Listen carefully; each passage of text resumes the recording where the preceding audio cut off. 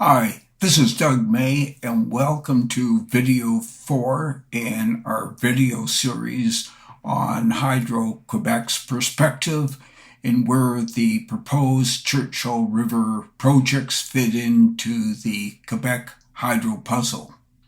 In today's video, what we want to do is to focus on royalties and rents. And just to give you a heads up, this is an extremely important part of the puzzle. And it's important because, for the most part, water, which we'll discuss in a moment, is the most important input into the generation project at Churchill Falls. Is worth almost nothing. Okay, so let's get started. In a previous video, we mentioned that there are a series of inputs that are needed to produce energy at a hydroelectric station. So the most important input, at least in the media and in the public discussion, has been capital. That is the actual dam and the turbines which are needed to produce the electricity. But we also need labor, and there are a couple of other inputs such as purchase materials and purchase services. But the important point is that these are relatively fixed in the short and the medium term. Obviously, they can be changed in the longer term since we're thinking of putting new infrastructure projects into play here. The variable input in all of this is the water flow. And this flow can be controlled on an hourly, daily, and seasonal basis, depending on what the demand for electricity is. But we also know that it can be limited at times because of the drought, as is the case on the La Grande Riviere in Quebec. And that's really the problem that Quebec Hydro is now facing. Well, it is water then that has the essential production value. But water costs, at least in the terms of Churchill Falls, cost almost nothing. It is this low cost of water then, including the amount of electricity which Quebec has available to it that comes from Churchill Falls, that plays the primary role in explaining why electricity costs in Quebec are the lowest in Canada and the G7. Now, I made the claim that water costs for Churchill Falls are basically nothing. What evidence do I have to support that claim? Okay, so I looked at the final annual report for Churchill Falls, which came from Newfoundland and Labrador Hydro, as you can see in the source down at the bottom here. And so I looked at their annual statement and said, okay, let's look at the consolidated statement of profit and comprehensive income. And I've highlighted it here in yellow for you, the expenses in 2024, and this is in thousands of dollars, but let me put it in millions, $113,963,000.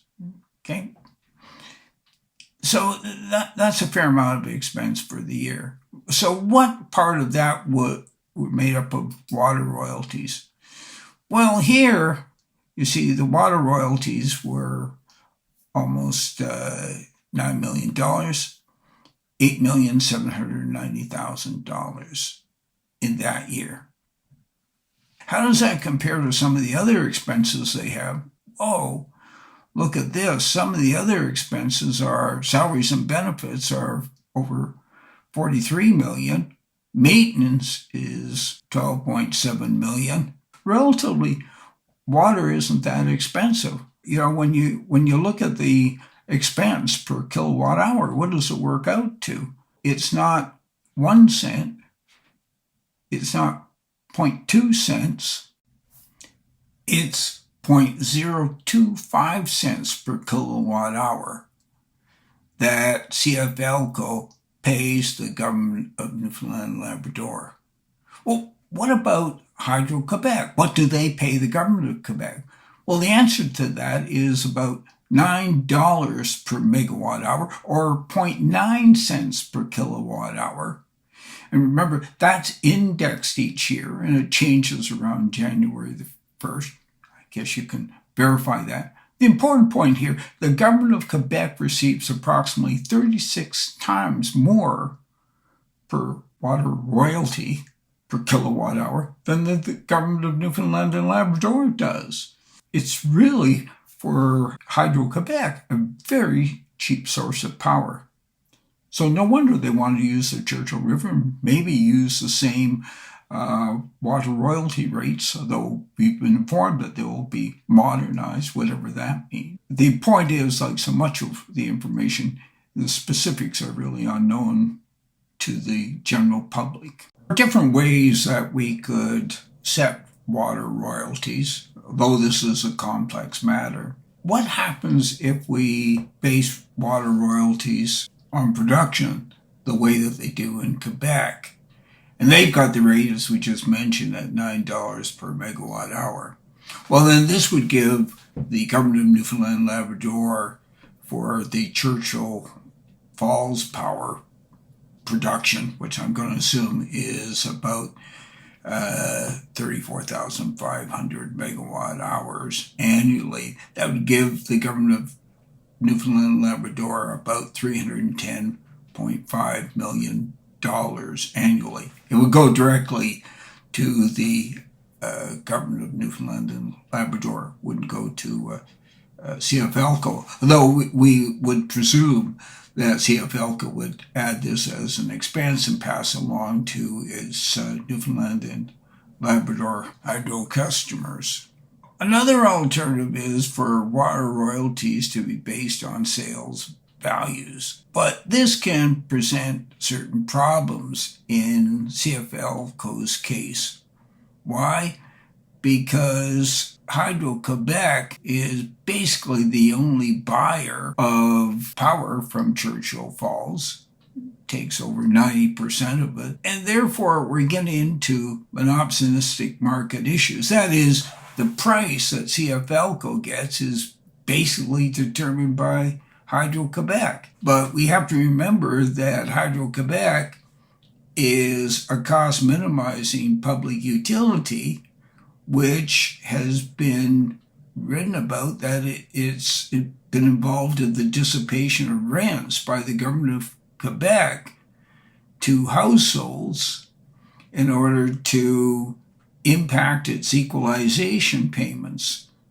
So because Hydro-Quebec does not take it as a profit, then it isn't included as revenue of the government of Quebec, and therefore the government of Quebec seems poorer than it actually is. So the overall impact of this, if we base it on the wholesale value of electricity in Quebec, the government of Newfoundland and Labrador would receive very reduced royalties. Another way we could design Royce royalties would be based on rents. And so here there are two basic resource rent principles: differential and scarcity rents. Initial way of doing it is to concentrate on differential rents. But the differential rates, although they be preferred in this situation, the problem is the price at the generation gate, that is, where the price that CFLCO charges from Churchill Falls, it's not set in a competitive market. As we just mentioned, it's set in a monopolistic market. The other thing we'd have to do is to have the price adjusted in 2041. So you might have it set each year. It might be indexed, but it's you would use it to encourage Hydro-Quebec to undertake the other projects which might be worthwhile doing, that is Gull Island, the enlargement at Churchill Falls, and the upgrade to the turbines at Churchill Falls. A valuable piece of information would be the unit cost of the lowest cost new facilities that can produce exactly the same amount of power as a proposed infrastructure project, such as Gull Island. Now, I've asked Newfoundland Labrador Hydro for this information. I think it was back in February, but I'm still waiting for the answer. The problem still remains that we want to capture the seasonal changes in the process and the prices that occur in the free export markets. And so the resource rents, if you're looking at the price in a more competitive environment, it would change from month to month. The bottom line here is that this requires a lot of thought and discussion, since the proposed Churchover projects operates in a market environment which is much more complex than the simple theoretical models commonly discussed, which are discussed in microeconomic theory. Well, that ends our short discussion on water royalties. I'm sure there'll be changes to some of my videos, and hopefully we can get into some other videos as information becomes available. Perhaps I'll have some opinions on that. Anyways, thanks so much for watching this series of videos, and don't hesitate to send along your comments or ask questions, and I'll try my best to answer them. Have a good day.